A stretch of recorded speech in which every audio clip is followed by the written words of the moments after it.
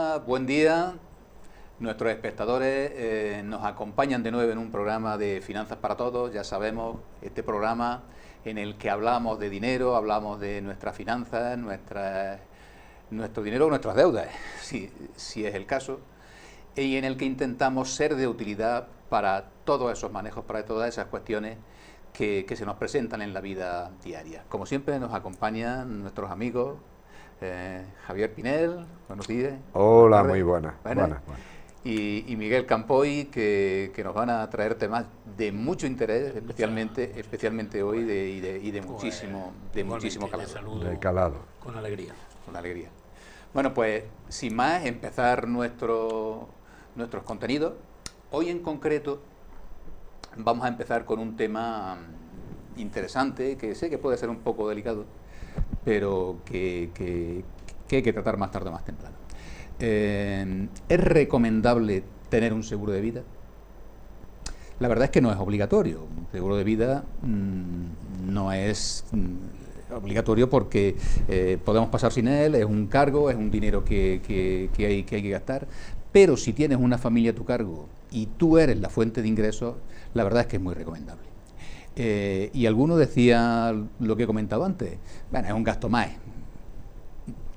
¿Qué hay que mirar? Pues las razones para asumir o no asumir este gasto. Hay que valorar las garantías que me ofrece un seguro de vida. Yo voy a dar unas cuantas razones para contratar uno. La primera es proteger a la familia en caso de la muerte del asegurado, sobre todo si esa familia depende económicamente de la persona que ha fallecido. En caso de fallecimiento, por supuesto, la familia pues recibe ese capital asegurado. La segunda, poder hacer frente al pago de una hipoteca. La muerte del asegurado puede dificultar el pago de las cuotas mensuales o semestrales o anuales, incluso puede poner en riesgo hasta la propiedad de la vivienda en un caso extremo. Tercera razón, cubrir el riesgo de invalidez. Si en lugar de un fallecimiento se trata de una incapacidad, pues puede venir una situación económica que literalmente arrastre a la familia. Cuarta, en lugar de una invalidez puede ocurrir una enfermedad grave que no nos invalide para el trabajo, pero ya sabemos que una enfermedad grave supone costes médicos, costes de asistencia, y con esa enfermedad grave ya va a ser imposible que una compañía nos permita contratar un seguro de vida a partir de ese momento, precisamente por esa enfermedad. Quinta razón, es cubrir los gastos tras el fallecimiento. Un fallecimiento tiene gastos importantes. Tienes préstamos pendientes, tienes cargos en tarjeta, tienes los propios gastos del sepelio, pero incluso por encima de esto están los impuestos que vas a tener que pagar una vez que liquides la herencia, el impuesto de sucesiones y el impuesto de plusvalía.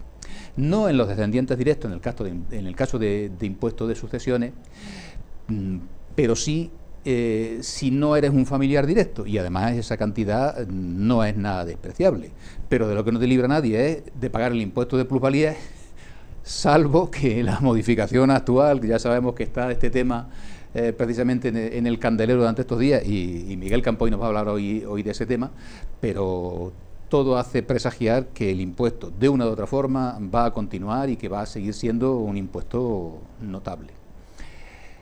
Sexta razón, asegurar el futuro de nuestros hijos. Pues sabemos que mantener uno o dos hijos en estudios superiores no es barato, y si el gasto se prolonga unos cuantos años, pues menos todavía. Ese seguro de vida puede garantizar que esos estudios tengan continuidad para darle un futuro a nuestros hijos, incluso aunque no se trate de unos estudios, pues una situación de paro prolongado de alguno de ellos requiere una cantidad de dinero notable. Séptima razón, cubrir el riesgo de un accidente. Por ejemplo, un accidente de tráfico que está demostrado que es una de las principales causas de fallecimiento y de invalidez. Octava razón, una cobertura esencial para autónomos. Verse impedido para trabajar ya es una desgracia, pero si además se trata de un autónomo, eso es doblemente dramático. Y la novena razón, que yo creo que es el principal motivo, es eliminar la incertidumbre. Eliminar la incertidumbre de qué pasará si a mi familia le falta o me pasa algo grave.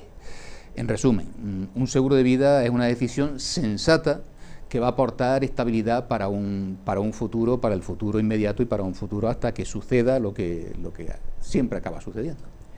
Y al hilo de este tema de los seguros de vida, alguien me preguntaba hace poco, dice, bueno, en el caso de que un familiar haya fallecido, un padre, un tío, que sabes que tú puedes ser un beneficiario, ¿cómo me entero si tenía un seguro de vida si no me lo ha contado? Porque es que tan importante como tener el seguro es que los beneficiarios conozcan la existencia de ese seguro y que les llegue el capital.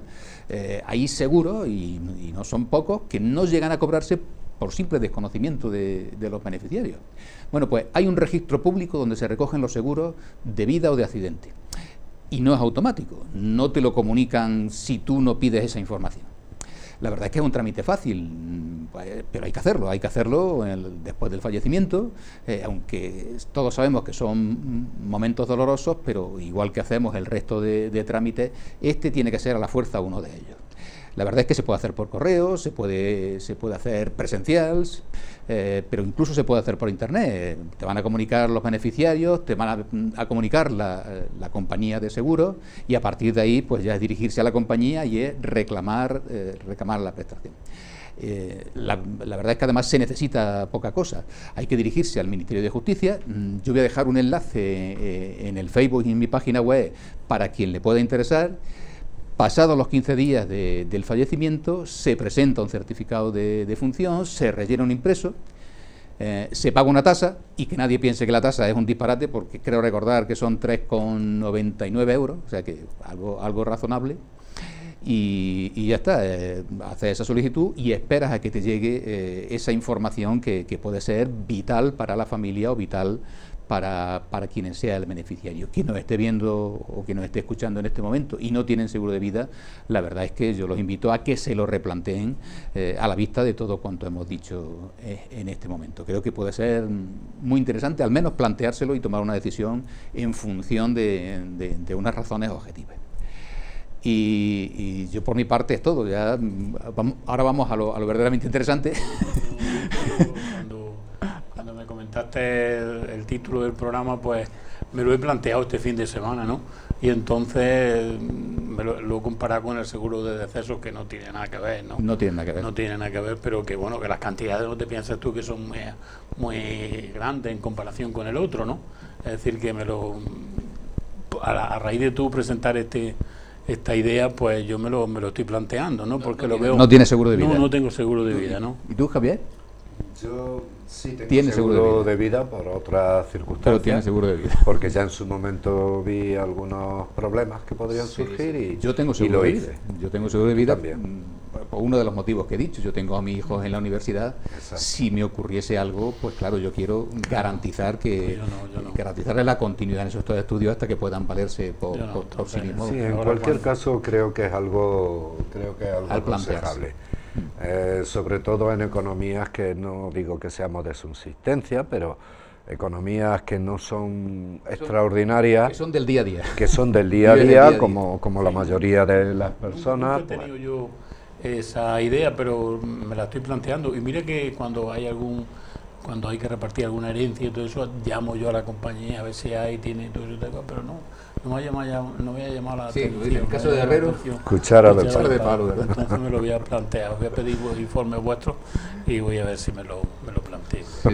Es por lo menos planteárselo si es conveniente, y luego está la cuestión de comparar entre las distintas compañías, las prestaciones, cuál es la mejor opción. También es cierto que hay que plantearse... Que serán las mejores, las peores, las más flexibles. Primero plantearse, incluso podemos hablar en un programa sobre ese tema, sobre ese extremo, y es ver, bueno, qué cantidad necesito yo para que mi familia siga manteniendo un determinado tren de vida, que esa es la primera parte, y segundo, cuál es la compañía que me ofrece unas prestaciones a un precio más razonable, y en unas condiciones razonables, porque luego hay algunas cortapisas o algunas limitaciones que te hacen pensárselo también. Si alguien tiene 60 y tantos años y muchas compañías dicen a los 65 ya no te renuevo la póliza, pues te hace plantearte si me quedo aquí o me voy a otra compañía que me permita otra. Pero bueno, esos extremos podemos hablarlos en otro momento. Sí, puede ser interesante también. Me parece interesante la idea. Bueno, ¿a quién le doy la palabra? Pues yo voy a hablar de un poco en esta tarde de un tema que la verdad que es muy interesante, porque el Tribunal Supremo ha salido, siempre ya sabéis que el Tribunal Supremo entromba por peteneras, que decimos en Andalucía, ¿no? Y entonces de momento los políticos, haciendo uso de esa misma ley, han articulado un impuesto que... Pero hablando del impuesto de plusvalía. Del impuesto de plusvalía, sí, famoso. Claro, que el impuesto de plusvalía es el nombre genérico que tiene, pero que tiene otro nombre. Incremento del valor de los terrenos de la lista urbana. Exactamente, sí lo tengo por ahí. Impuesto de plusvalía. Entonces, este impuesto va a ser de alguna forma reformado. Perdóname, ¿qué es lo que grava ese impuesto y quién lo cobra? Pues en realidad, ese impuesto quien lo grava es, ya sabéis que lo que es el impuesto, que es la diferencia en lo que te ha costado cuando tú compraste el inmueble. Cuando lo compras o cuando lo heredas. O cuando lo heredas y cuando te deshaces de él, cuando tú lo donas o cuando entonces la diferencia esa es la cantidad que de alguna forma se ha hecho. El Tribunal Supremo lo que ha dicho que el método no es el correcto y por eso lo ha anulado. Entonces, de todas formas, ya había sentencias en el 2007, en el 2018, en el 2019, que ya hablaban de que el impuesto no iban a entrar en valorarlo, sino que el método del cálculo no era el adecuado como impuesto tal. Y por eso ha salido la sentencia del Tribunal Supremo. Entonces, ahora se está planteando, que el decreto que se aprobó ayer lunes, se está planteando el impuesto ya con medidas más razonables.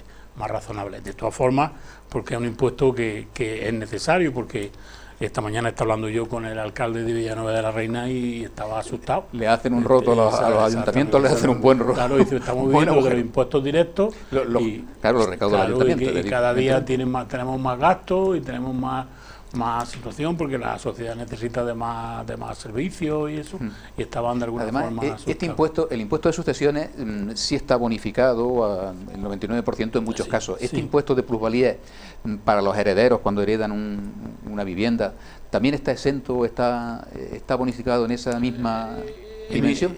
En ese mismo instante no, ¿verdad, Javier? En ese momento no tiene apenas unas pequeñas reducciones, sí, pero es muy breve. Yo creo que la carga de fondo de ese impuesto está en otro sitio, que algunas veces por algunas partes, algunas personas con amplio conocimiento del asunto y cuya voz se puede oír, pues han dicho, yo soy de esa opinión, de que ese impuesto está duplicando algo que ya se paga en renta. Y existe un precepto de que un impuesto no se puede ser gravado por otro impuesto, lo cual es lógico. No va a estar pagando uno el IVA cada vez que se mueve, cada vez que da un paso con los zapatos no puedes pagar el IVA de esos zapatos que has comprado. Pero bueno, esto es que esta cuestión de fondo no se ha tocado nunca, porque ya en su momento se vio lo que acabamos de comentar, de que sería hacerle un agujero enorme a las arcas municipales, a la administración local. En unos pueblos más, en otros menos, no todo el mundo tiene la misma proporción, pero es hacerle un agujero más, otro agujero a las arcas públicas, en este caso municipales. Aquí se podrá hablar, se habla de muchas modificaciones, se habla de muchas consideraciones, pero el impuesto sigue existiendo. O sea, que el impuesto sigue existiendo, lo que se ha declarado ilegal es el cálculo. El sistema de cálculo. Entonces, ahora Hacienda establece dos opciones para determinar la cuota, permitiendo que los ciudadanos opten entre una u otra, la que les sea más beneficiosa. La primera es, por un lado, se podrá calcular mediante el valor catastral en el momento del traspaso con unos nuevos coeficientes que fijará el Ministerio. A ver, tradúceme eso. Porque con el importe que viene en el catastro en el recibo de es el que y lógicamente tendrán que actualizarlo con más rapidez. Exactamente. Con lo cual ya el catastro se tendrá que poner a funcionar tendrá que estar más acorde a lo que es un valor de mercado. Exactamente, y ahí se va un poco, se va a reflejar el movimiento inmobiliario, es decir, ¿a qué importe está ahora esos pisos si dijéramos de comprarlo eso? Hombre, siempre el catastro es algo menos. Ese valor tiene que ser complicado de designar. Exactamente. Tiene Lo que pasa es que ahora tiene que la agencia tributaria actualizar ese tipo, que si no están perdiendo dinero, porque el catastro llevaba sin actualizar un montón de años. Mucho tiempo. Mucho tiempo. Sí, Entonces, ahora, depende de la claro. pero... Y la otra opción consistirá en valorar la diferencia entre el valor de compra y el de venta, como antes, como se hacía antes, ¿no? Que tú puedes elegir y puedes elegir el que más te interese. En la mayoría de los casos será más favorable para la segunda opción, es decir, más económica, no la del catastro, sino la de entre compra y venta. Si no me he enterado mal, la primera opción sería una tabla que da Hacienda. Sí. Y la segunda opción es la diferencia entre la compra y la venta. Claro. O la herencia. Claro, lo que pasa es que ahora ya sabes que tiene coeficientes reductores, porque yo vendí la casa de mi madre, que la había comprado hace 40 años, y no había forma de sacarle la diferencia, porque eran otros parámetros. ¿Cómo calcula el valor de compra de una casa de hace...? Claro, son otros parámetros y le ponen coeficientes reductores y este tipo de cosas hasta llegar a los 40 y tantos años, ¿no? Entonces, bueno, es un tema complejo.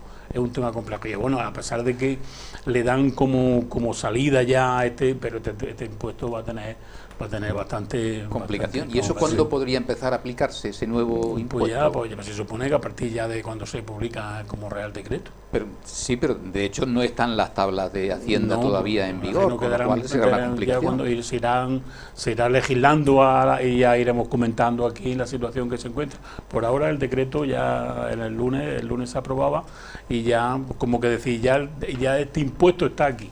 Y sobre todo porque la verdad que los alcaldes estaban un poco preocupados, porque era una hecatombe. Hombre, pueblos, ciudades que el movimiento de inmobiliario es muy importante, es una cantidad muy importante. A lo mejor en pueblos pequeños pues es menos, ¿no? Pero también es interesante. Sí, ha sido el Tribunal Supremo en ese aspecto. Lo que pasa es que de momento también han puesto los medios para que eso no sea. Lo que pasa es, claro, desde que se te plantea el impuesto de la compra-venta, tienes 4 años para que te lo revisen, ¿no? Ahora se va a liar en los... Sí se va a liar.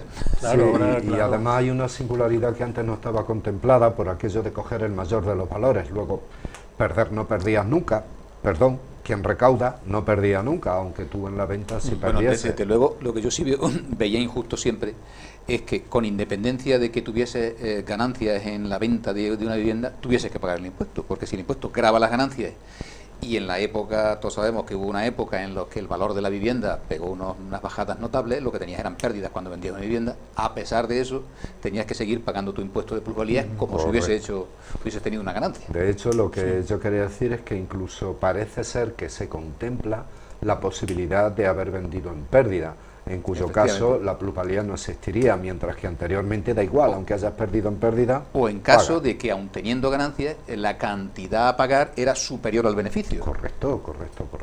Es que todas estas historias han estado sucediendo, y yo creo que iba siendo hora de que se atajase de alguna manera. Lamentablemente el Constitucional no se ha pronunciado hasta hace nada, que se está montando toda esta polvareda, claro. Y lo que le queda. Le queda. Yo creo que le queda. Entonces estamos en esa situación. Hasta ahora era el valor catastral que se tenía en cuenta, con un 3,5% de recargo, y entonces ahora se tendrá que evaluar de otra forma.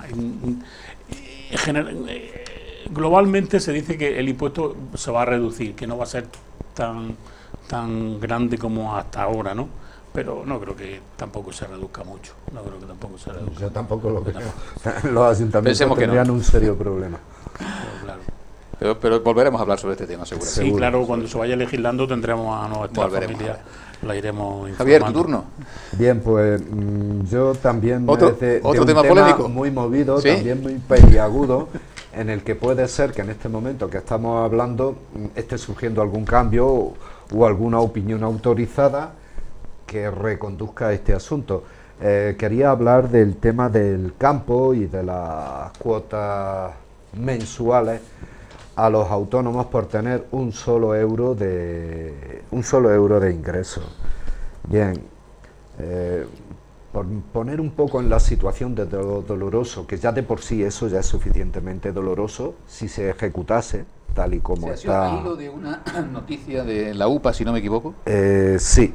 Unión de Pequeños Agricultores. Sí, y una orden a la Inspección de Trabajo de que ejecutase pues una norma establecida en el Real Decreto 158/2020 de 21 de abril. 2020, pero que no se viene aplicando en la actualidad. No se venía aplicando, pero puesto que empieza la campaña, vamos a recolectar. Pero que no es una norma nueva, sino la ejecución de una norma. Es la ejecución de algo que ya existía. Pero por poner un poco en el asunto de la gravedad de esto, que repito, por sí solo ya es suficientemente preocupante, que desde diversas asociaciones de empresarios del campo se está manifestando, que ya lo saben todos los agricultores, que se está produciendo una tormenta perfecta para que tener campo sea un problema. Ejemplo, los fertilizantes como la urea han duplicado su precio en un solo año. El nitrato amónico cálcico ha pasado 3 pizcas, valía casi 9 euros la tonelada y hoy cuesta casi 180, se ha multiplicado. El gasóleo ha subido un 45%, todo esto son palos a la rueda de una agricultura, tanto si es grande como si es pequeña. Por supuesto, si es pequeña le afecta más. De igual modo sucede con los fitosanitarios, como el caso del glifosato, que en esta ocasión ha triplicado el precio. Y todo nos viene de un par de naciones que, bueno, están teniendo problemas en suministros y ellos a su vez están repercutiendo ese problema de suministro. Vivimos en una economía de oferta y demanda, esto creo que se lo inventaron allí en la Edad de Piedra, lo de la oferta y la demanda, empezó siendo 4 ovejas por una vaca y terminaron siendo 2 conejos y una cabra por vaca y media, en fin. Este tipo de historias, que es en el fondo la oferta y la demanda. Bien, pues además de esto, el incremento en el coste salarial, que es lógico y normal, pero es otro grano más, otro palo más a la rueda. Y por último llegaba este Real Decreto 158/2020, de 21 de abril, sobre medidas urgentes complementarias para apoyar la economía y el empleo en el marco de la pandemia. Esto se traduce en que cualquier persona tenga los ingresos que tenga, ejemplo, 1 euro, a través de vía agraria, a través del campo, está con ese Real Decreto, que es lo único que haya aprobado y que se quiere, o que se quería, o se está queriendo poner en marcha, tendría que cotizar por el régimen de autónomo en el campo. Bien, ¿qué sucede? Pues que en Jaén hay unos 83.000 perceptores de la PAC que ingresan menos de 5.000 euros. Esto supone un complemento, de esto no se vive, se tiene como ayuda para otra actividad, la que quiera que sea. Por tanto, esos ingresos agrarios implica un mayor coste, además de los anteriores, de unos 3.000 euros, en número redondo, vías de cotizaciones a la Seguridad Social como autónomo. Esto pues no tendría mucha lógica, es que además supondría la pérdida de las prestaciones por desempleo. Al ser autónomo, pues pierdes tus prestaciones por desempleo, la renta agraria o subsidio, lo que supone una gran quiebra para estos pequeños empresarios que tienen economía familiar, como digo, que además cotizan por el régimen general porque el resto del tiempo trabajan, no lo sé, en cualquier cosa, en una obra, en conductores, en lo que quiera que sea. Y esto supondría una importante pérdida dentro de nuestro tejido productivo. A todos nos gustaría tener 10.000 olivos, ser grandes empresarios de esto y bueno, aguantaríamos nada más que con parte de los radios, de los palos que se nos están metiendo en la rueda. Pero es que esto está siendo, o tal y como está definido en ese Real Decreto, está yo me da la siendo impresión de que va a haber lamentable. algunas modificaciones en el... Hay voces que no faltan de peso. forma muy reciente.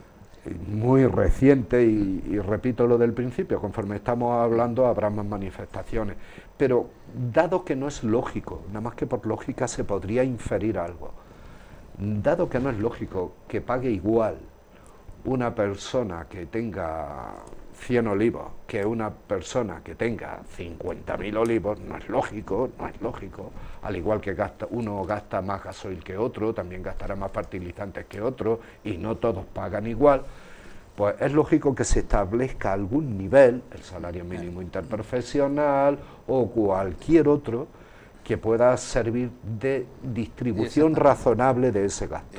Porque comentábamos al principio del programa que COAS concretamente ha emitido un mensaje diciendo que los tribunales entienden que si los ingresos para actividad agraria no superan el salario mínimo interprofesional, no hay que darse de alta como autónomo. Es una interpretación de los tribunales. Es una interpretación que parece más lógica y sensata. Sí, sí lo parece, pero ¿qué sucede? Que mientras... Que hay que eliminar la incertidumbre.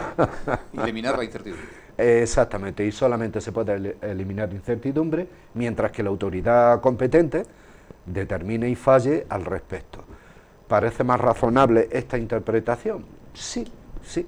Seguro que todavía habrá alguien que le pueda dar más vueltas al carrizo. ¿Dónde acaba esto? En fechas próximas lo vamos a hacer. Esa ha sido la que se ha mantenido, lo que ha dicho Sebastián, la que se ha mantenido más o menos siempre haciendo. Más o menos ha sido el criterio de la agencia tributaria. Exactamente. El criterio razonable. Sí. Pero que a raíz de aquello que salió en 2020, me comentaban, y nadie se ha quejado. Digo, bueno, nadie se queja porque esperan que conforme dimana la información de un órgano superior, conforme va pasando el resto, se van produciendo las adaptaciones, rectificaciones, añadiduras, lo que quiera que sea, que deja eso en un punto. Nunca a nadie nos gusta pagar, pero en algo razonable. Que estaremos atentos. Estaremos muy atentos, al igual que con lo de la plusvalía, porque aquí hasta el 31 quedan, de diciembre... Como ven, nos quedan unos temas pendientes en el alero que están legislando ahora, claro. Y sobre los que seguro volveremos en algunos de los próximos programas que seguro nos van a acompañar nuestros espectadores. Muchísimas gracias. Venga, hasta pronto. Hasta la próxima semana. Hasta pronto. Hasta pronto.